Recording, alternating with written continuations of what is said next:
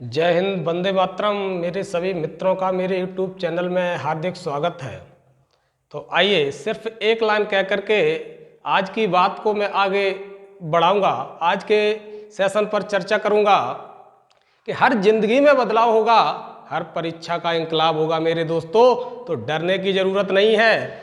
देखिए, आज second class में हिंदी का जो मेरा सेशन चल रहा था उसकी पहली वीडियो जो अब तक पहुंच चुकी है, तो आज मैं दूसरी वीडियो या दूसरी क्लास में आप लोगों के सामने प्रस्तुत है। उसमें देखिए, आप लोगों ने पहले क्लास में पढ़ा था भाषा के ऊपर। भाषा क्या है, भाषा शब्द की उत्पत्ति कहाँ से हुई है, भाषा के अंदर जो आपने विचार किया था कि विचार क्या है, विचार होता क्या है, विचार के ऊपर डिफाइन पूरा किया था। उसके बाद मनोवैज्ञानिक दृष्टिकोण से भाषा, सभी प्रकार की भाषा या भाषा सीखने की योग्यता व्यक्ति के अंदर क्या होना चाहिए, इसका भी आपने अध्ययन किया था। उसके बाद व्यक्ति के पास भाषाई कौशलों की प्रारंभता कहाँ से होती है या भाषाई कौशलों का विकास क्रम क्या है, इसका आपने बहुत ही प्यार से अध्ययन किया था, आनंदित होकर के अध्ययन किया था। तो इससे आगे आज की क्लास में आप देखेंगे कि भाषा के प्रकार, भाषा कितने प्रकार की होती है। तो आ जाइए दोस्तों मेरे, भाषा के प्रकार।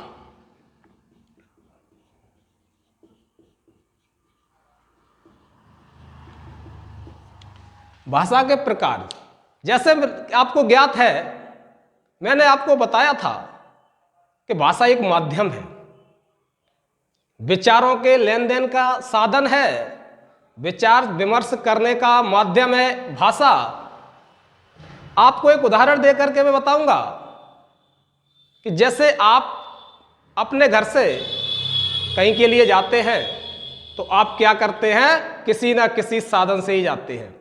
आपको जाने का कोई ना कोई माध्यम होता है, आप किसी ना किसी माध्यम से ही उस स्थान तक पहुंचते हैं। वो माध्यम चाहे तुम्हारा जल मार्ग का रहा हो, चाहे वायु मार्ग का रहा हो, चाहे फिर यातायात सड़क द्वारा, रेल द्वारा आप पहुंचते हैं। उसी प्रकार से आपने पढ़ा था कि विचारों के लेन देन का माध्यम ही भाषा है। तो हमारे विचार आप तक किस प्रकार से पहुंच रहे हैं, वो जो माध्यम भाषा है वो भाषा कितने प्रकार की है, उस पर आज हम चर्चा करते हैं। तो आ जाइए मेरे प्यारे दोस्तों, आप चैनल को अगर आपने सब्सक्राइब नहीं किया है तो सब्सक्राइब कर लें, लाइक करें, ज़्यादा से ज़्यादा दोस्तों में शेयर करें, कमेंट करें, बहुत ही प्यार से पढ़िए, आनंदित होकर के पढ़िए।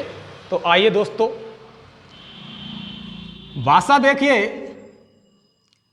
आपको बहुत किताबों में जो भाषा के प्रकार होंगे वो दो लिखे हुए मिलते हैं, लेकिन आपको दो नहीं पढ़ना है दोस्तों। आप बहुत किताबों में देखेंगे कि भाषा दो प्रकार की होती है, लेकिन अगर आपने क्वेश्चन कर दिया दो तो आपका 100% गलत हो जाएगा। फिर कहेंगे आप कितने प्रकार की होती है। तो देखिए दोस्तों, आपने अगर दो कर दिया तो आपका गलत हो जाएगा। आपको क्या करना है, 3 करना है। भाषा कितने प्रकार की होती है, 3 प्रकार की होती है, इस बात का आपको ध्यान रखना है। पहला नंबर है मौखिक भाषा। मौखिक भाषा। दूसरे नंबर पर आप देखेंगे लिखित भाषा। लिखित भाषा। और तीसरे नंबर पर आप देखेंगे सांकेतिक भाषा। बहुत से मेरे दोस्तों को ये पता भी होगा कि भाषा 3 प्रकार की होती है। मौखिक भाषा, लिखित भाषा, सांकेतिक भाषा। आपको पता होगा कि सबसे पहले प्रचलन में हमारी मौखिक भाषा थी। अगर हम बहुत पहले की बात करें तो मौखिक भाषा थी। उस समय नई नई तकनीकी का ज्ञान नहीं था। जैसे ही लोगों के अंदर, जैसे ही मानवों के अंदर विकास हुआ, आगे बढ़े, तो उन्होंने एक लिखित भाषा का रूप दे दिया। तो वहां से फिर लिखित भाषा हमारी स्टार्ट हो गई। आगे अगर विकास हुआ तो सांकेतिक भाषा में आ गए। अब बात यह आती है कि लिखित भाषा होती क्या है, मौखिक भाषा होती क्या है, सांकेतिक भाषा होती क्या है। इस पर चर्चा करते हैं। तो आ जाइए मेरे प्यारे दोस्तों, बहुत ही आनंद से सुनिए, बिल्कुल बिल्कुल सही, बहुत ही बारीकी से पढ़िए, आप मन लगा करके पढ़िए, आनंद लीजिए क्लास का। और सुपर टेट में, पुलिस में या अन्य किसी भी ऐसी भर्ती परीक्षा जिसमें हिंदी विषय लगा हुआ है, मैं आपके साथ मिलकर के ये वादा भाषा है। क्या है दोस्तों? सांकेतिक भाषा है। अगर काव्य शास्त्र में चले जाएं तो बहुत ही अच्छा 12वीं की क्लास में बिहारी जी की जो दोहे हैं उसमें आराम से आपको दोहा पढ़ने को मिल जाता है कि कहत नटत रिजत खिजत खिलत मिलत लजियात नैनन सोही बात करत। नैनन सोही भरे भवन में नैनन सोही बात करत। ठीक है दोस्तों, अब देखिए आगे चलते हैं लेकर के। तो आगे क्या है दोस्तों कि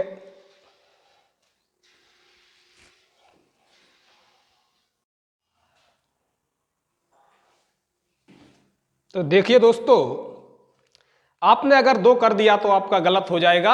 आपको क्या करना है? 3 करना है। भाषा कितने प्रकार की होती है? 3 प्रकार की होती है, इस बात का आपको ध्यान रखना है। पहला नंबर है मौखिक भाषा। मौखिक भाषा।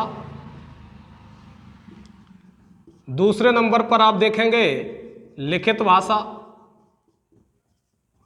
लिखित भाषा। और तीसरे नंबर पर आप देखेंगे सांकेतिक भाषा। बहुत से मेरे दोस्तों को ये पता भी होगा कि भाषा 3 प्रकार की होती है।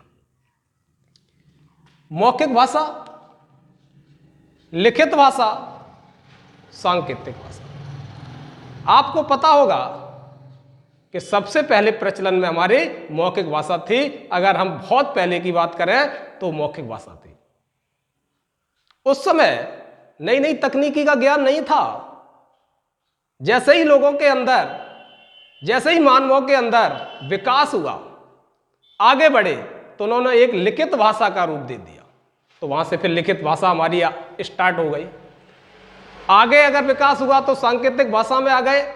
अब बात यह आती है कि लिखित भाषा होती क्या है, मौखिक भाषा होती क्या है, सांकेतिक भाषा होती क्या है, इस पर चर्चा करते हैं। तो आ जाइए मेरे प्यारे दोस्तों, बहुत ही आनंद से सुनिए, बिल्कुल बिल्कुल सही, बहुत ही बारीकी से पढ़िए, आप मन लगा करके पढ़िए, आनंद लीजिए क्लास का।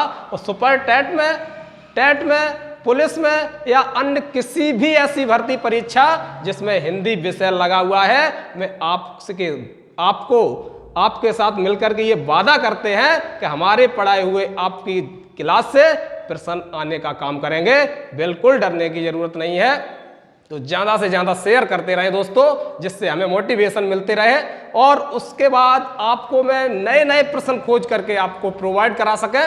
तो देखिए मेरे दोस्तों, मौखिक भाषा, बात है मौखिक भाषा की कि मौखिक भाषा है क्या।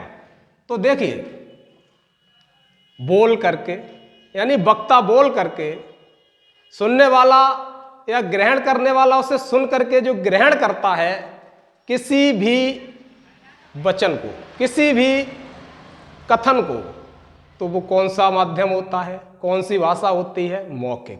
जैसे मैं बोल रहा हूं, आप हमारी बात को सुन पा रहे हैं, तो जो भाषा है वो मौखिक भाषा कही जाएगी।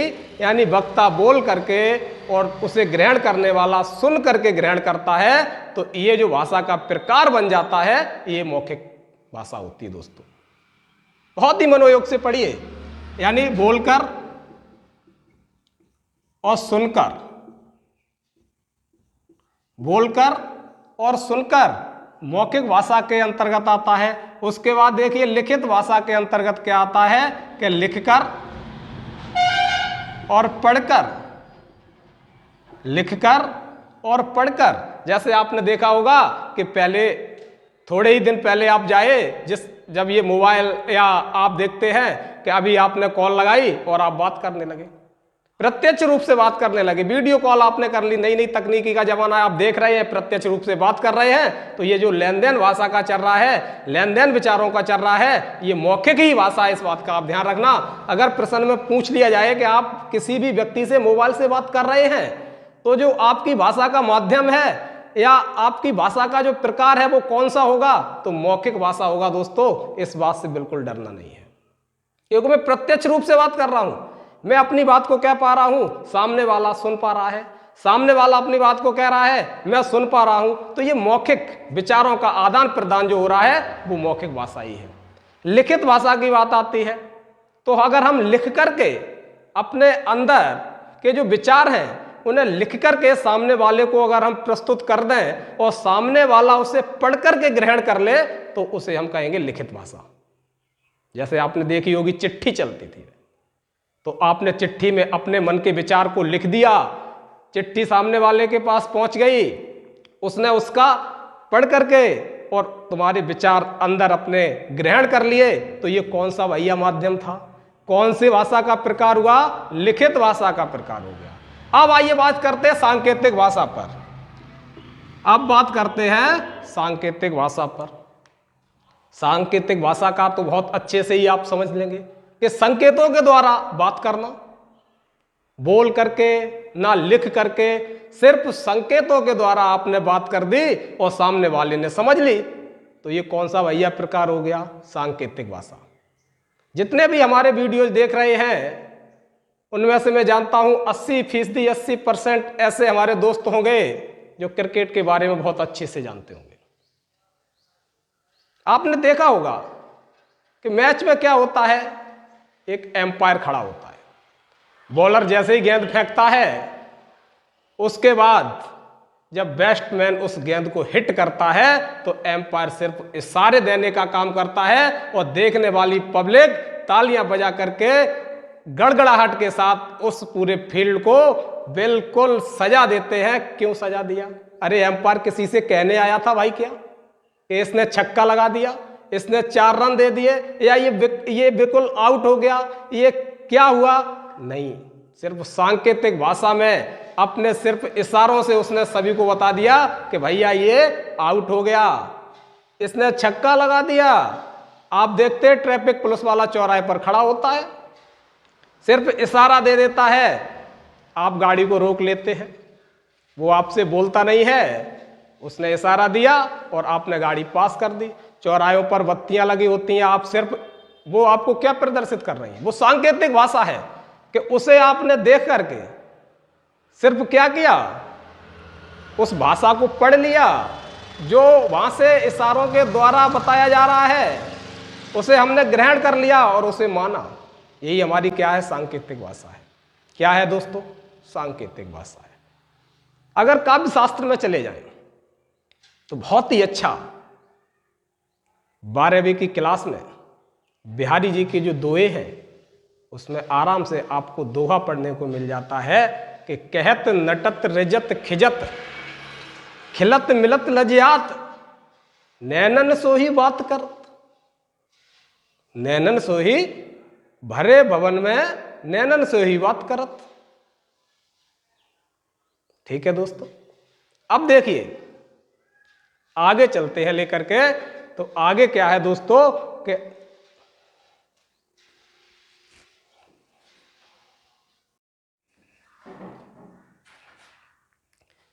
तो इशारों ही इशारों में बात करना दोस्तों होती है सांकेतिक भाषा। इशारों ही इशारों में बात करना सांकेतिक भाषा। आइए अब देखते हैं कि कौन सी भाषा कठिन होती है, कौन सी भाषा सरल होती है। तो बहुत ही आनंद से मुस्कुरा करके आप पढ़ते रहिए, क्लास को निरंतर मजे लेते रहिए और ज़्यादा से ज़्यादा दोस्तों में शेयर करते रहिए, जिससे मोटिवेशन मिले और आपको बहुत अच्छे तरीके से मानक तरीके से ज्ञान हम प्राप्त करा सकें। तो दोस्तों देखिए, अगर आपने हमारे YouTube चैनल को सब्सक्राइब नहीं किया है तो सब्सक्राइब कर लें, लाइक करते रहें। तो कौन सी भाषा सरल होती है? अब हम चर्चा कर रहे हैं कि भाषा के प्रकार तो हमने पढ़ लिए कि भाषा 3 प्रकार की होती है, लेकिन अब इनमें से कौन सी भाषा सरल होती है और कौन सी भाषा कठिन होती है, इस पर चर्चा करते हैं दोस्तों। तो देखिए कौन सी भाषा सरल होती है और कौन सी भाषा कठिन होती है। तो देखिए दोस्तों, सबसे सरल भाषा का जिक्र कहीं भी आए तो मौखिक भाषा होती है, याद रखना है आपको। क्यों होती है? मौखिक भाषा क्यों सरल होती है? क्योंकि हम अपने विचार दूसरे तक बड़े आराम से पहुंचा देते हैं और सामने वाला व्यक्ति उसे बहुत प्यार से, बहुत आसानी से ग्रहण कर लेता है, समझ लेता है कि हम क्या कह रहे हैं उससे। इसलिए ये मौखिक भाषा जो है ये बहुत ही सरल भाषा होती है। अब बात आती है कि लिखित भाषा कैसी होती है।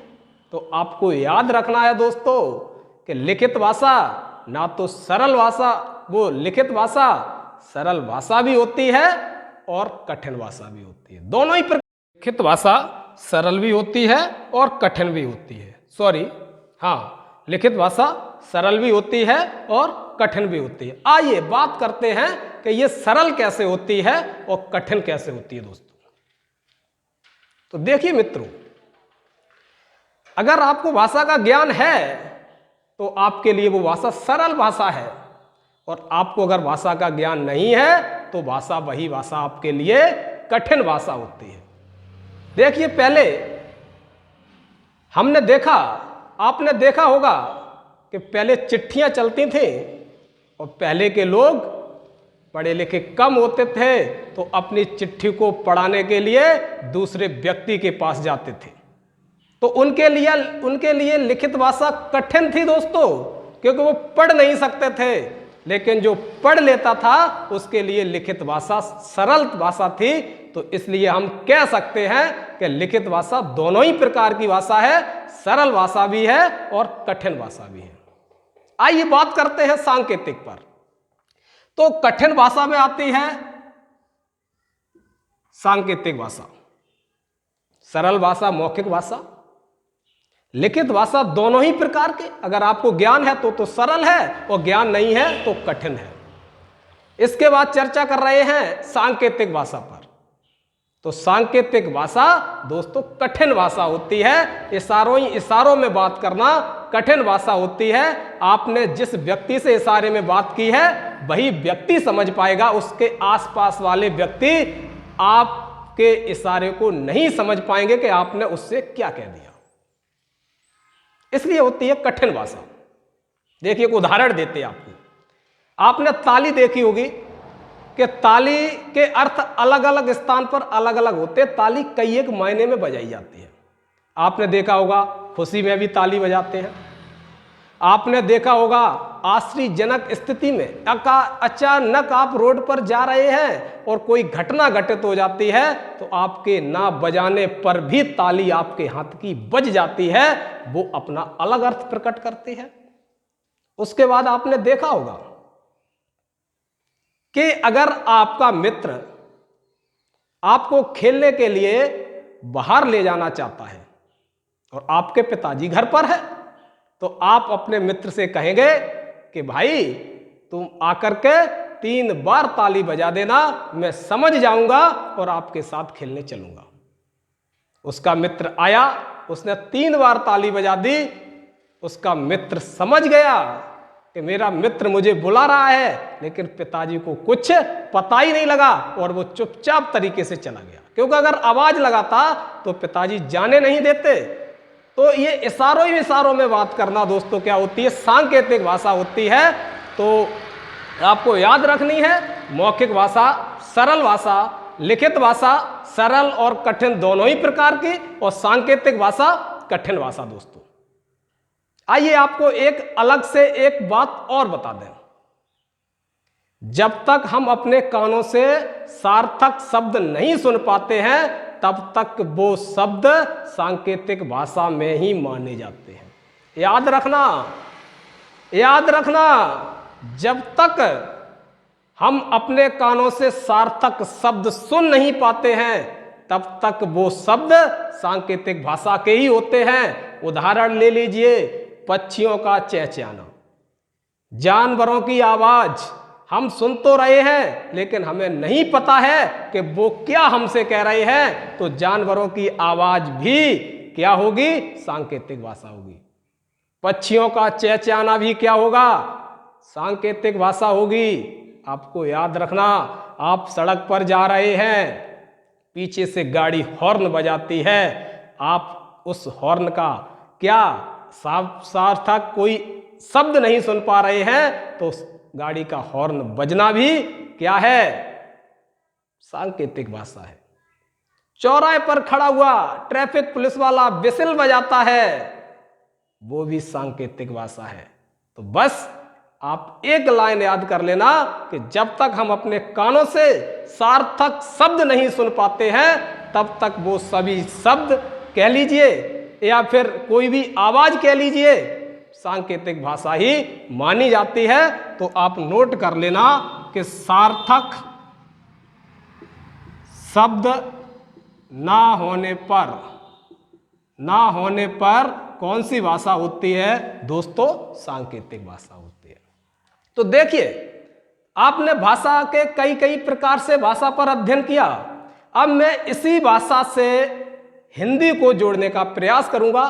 तो अगली क्लास के लिए आप तैयार रहें, मुस्कुरा करके, आनंदित होकर के हर परीक्षा में सफल होने के लिए हमारे वीडियोज को लाइक करें। अगर आपने चैनल सब्सक्राइब नहीं किया है तो आप चैनल को सब्सक्राइब कर लें, ज़्यादा से ज़्यादा दोस्तों को शेयर करें। आपको हमारी क्लास से बहुत ही अच्छे प्रश्न पत्र में आपको देखने को मिलेंगे।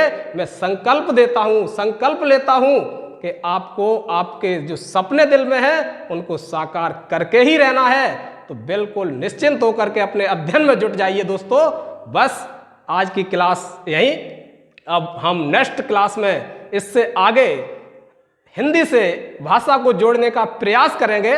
तब तक के लिए राधे राधे, आपका दिन मंगलमय हो। प्यारे दोस्तों, बिल्कुल आनंदित होकर के पढ़ते रहिए। धन्यवाद।